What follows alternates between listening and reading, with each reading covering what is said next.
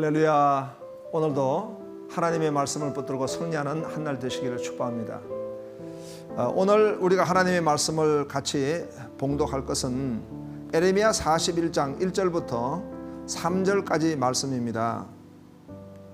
일곱째 달에 왕의 종친 엘리사마의 손자요 느디냐의 아들로서 왕의 장관인 이스마엘이 10사람과 함께 미스바로 가서 아이감의 아들 그달에게 이르러 미스바에서 함께 떡을 먹다가 느다냐의 아들 이스마엘과 그와 함께 있던 10사람이 일어나서 바벨론의 왕의 그 땅을 위임했던 사반의 손자 아이감의 아들 그달을 칼로 쳐 죽였고, 이스마엘이 또 미스바에서 그들과 함께 있던 모든 유다 사람과 거기에 있는 갈대아 군사를 죽였더라. 아멘.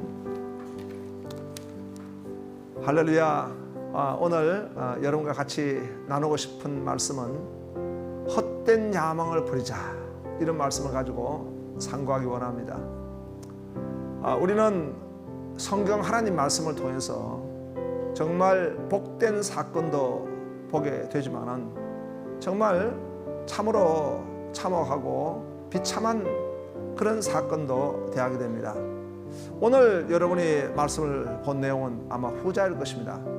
거기에는 보니까 한 인물이 등장하고 있는데 이 인물은 바로 이 이스마엘이라는 사람입니다. 이 이스마엘이라는 사람은 하나님이 들어 쓰시는 종인데 그다랴, 그러니까 이스라엘의 총독입니다. 그 총독은 신실하게 또 일을 하고, 그리고 나름대로 하나님을 경외하는 사람입니다. 그리고 어려운 이제 그 남유다를 갖다가 다시 재건하기 위해서 충성되어 일하는 그런 리더입니다. 그런데 이 이스마엘이라는 사람이 이 그다랴를 갖다가 죽이고 마는 것입니다. 그만 죽인 것이 아니라 많은 유다 사람을 죽이고 말았습니다. 또 지금 바벨론의 갈대아 군사들도 또 죽여버렸습니다. 그 뒤편에 우리가 쭉 성경을 보면은 계속해서 이 사람은 살인을 거듭합니다. 그래서 참 한 개인이 악한 영향을 미칠 때 얼마나 이 참혹한 일을 미칠 수 있는가라고 하는 사실을 우리가 보게 되는 것입니다.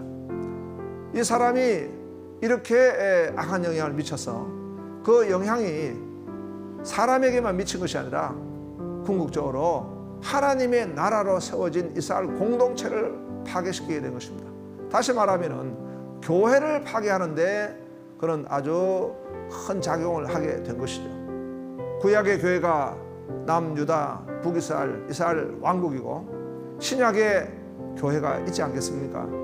그런데 주의 몸된 제단인 교회를 허무는데 일조한 그런 참 비극적인 인생이 되었습니다.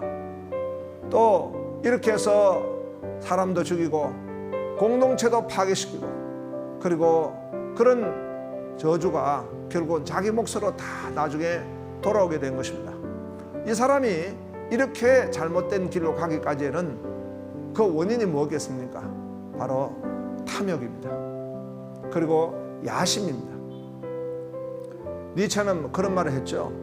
인간은 정치적 동물이라고. 그 정치 그 깊숙이 들여보게 되면은 사람이 다 헤게모니를 장악하려고 하는 이 야심이 있습니다. 다시 말하면 권력의 의지가 있다, 이 말입니다. 이러한 것들은 모두가 다 탐욕으로부터 일어나는 것입니다. 탐욕은 우상 숭배라 이렇게 말하지 않았습니까? 그래서 이 탐욕이 결국 그를 참으로 비참하게 만드는 원인자가 되고 말았습니다. 그래서 오늘 우리가 같이 한번 여러분과 함께 상고해 보고자 싶은 말씀은 바로 야망입니다. 야심입니다. 이 야심을 우리가 보게 되면은 이 야심은 첫 번째 죄로 말미암아 오게 된 것이다.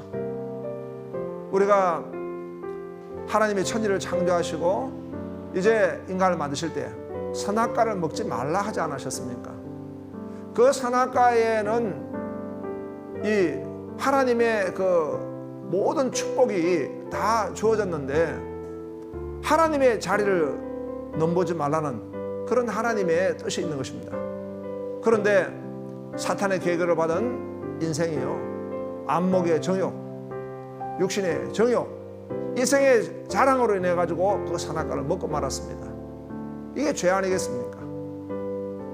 나중에 노아 홍수 심판이 끝나고 난 뒤에 다시 인생들이 어떻게 합니까? 그들은 바로 바벨탑을 쌓게 됐습니다. 그 바벨탑을 쌓게 된 그 배경에 보니까 니므롯이라고 하는 영웅이 있었습니다. 이 영웅은 희대의 사냥꾼이라 말했는데 결국 말하면 그는 죄의 화신입니다. 자신의 욕망을 가지고 야심을 가지고 바벨탑을 만들게 되어서 하나님을 대적한 일을 하게 된 것입니다. 적그리스도의 한 예표가 되기도 했죠. 그래서 우리는 이 야심은 바로 죄의 산물이다. 그래서 우리가 이 늘 참으로 죄를 우리가 멀리하고 이기고 우리가 이 죄악된 야심을 버려야 될 줄로 믿습니다. 두 번째로 야심은 이 잘못된 습관입니다.